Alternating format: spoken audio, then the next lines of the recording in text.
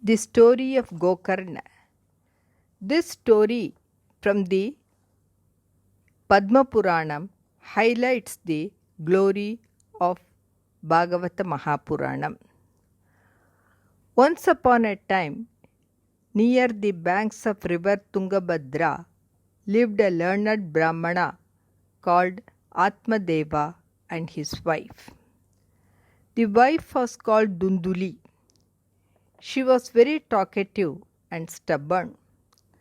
The couple did not have any children, and this made Atmadeva very sad.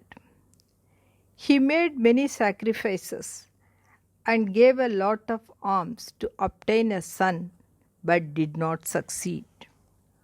One day, he met an ascetic near the river bank who asked him the reason for his sadness.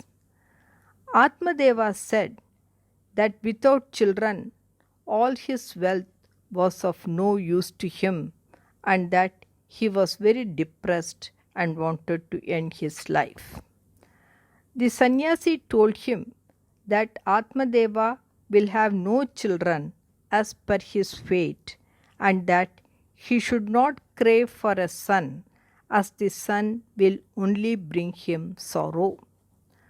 Atmadeva was not satisfied and pleaded with the sannyasi to bless him with a child. The sannyasi then gave him a fruit and said that if Atmadeva's wife ate the fruit and observed a disciplined life for 1 year, they will get a very learned son. Atmadeva became very happy and gave the fruit to his wife. The wife, however, was lazy and thought that leading a disciplined life was very difficult, and on the advice of her sister gave the fruit to her cow.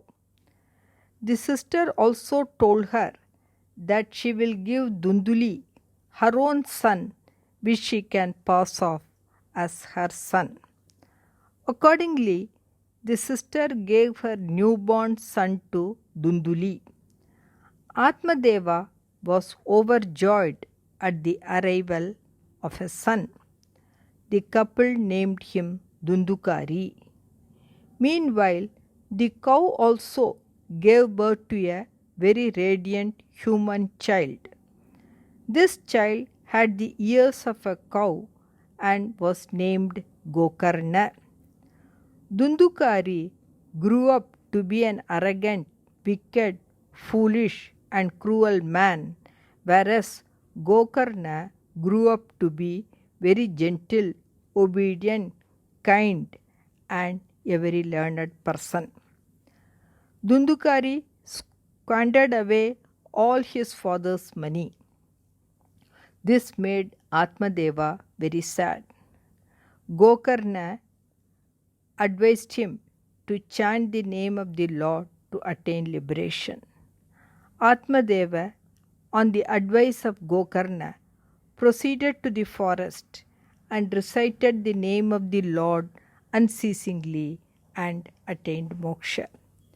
Meanwhile, Dundukari threatened to kill his mother and asked her to hand over all her ornaments to him. She jumped into a well in fright and died. Dundukari started living with some women. They asked him for gold, and he robbed people during the day and gave the items to them during the night. The women thought that the king will definitely catch them along with Dundukari and punish them. In order to escape that, they tortured and killed Dundukari and ran away with the ornaments. Dundukari became a spirit and became very restless. Meanwhile, Gokarna, who had become a very learned scholar, came to know that Dundukari had died. He performed the Shraddha for his brother in Gaya so that his brother attained liberation. Because of his misdeeds, Dundukari did not get any peace and roamed everywhere as a spirit without any food or water. One day, the spirit came to the place where Gokarna was staying and frightened him by assuming various forms of a ram, an elephant, a buffalo, as God Indra, as God Agni, and again as a human being. Gokarna asked, "Who are you?" "I am your brother," replied the spirit. "I am not able to get any peace," it said. Gokarna assured that he will find a solution for its problems. He consulted other learned scholars who suggested that a recitation of Shrimad Bhagavatam will relieve the spirit of all its sufferings. Gokarna immediately commenced the recitation of Shrimad Bhagavatam in a specially made tent for that purpose. Thousands of people attended it.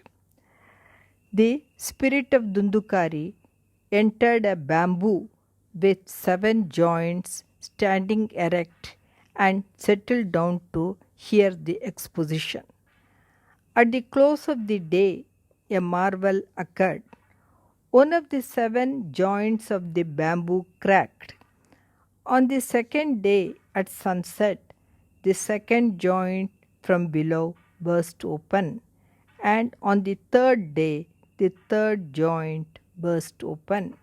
In this manner, all the 7 joints of the bamboo cracked, and the spirit was relieved of all its agony and got transformed into a divine form. On the 7th day, at the conclusion of the Bhagavatam recital, an aerial car arrived, and the brother of Gokarna was escorted to the land of Vishnu by Lord Vishnu's attendants.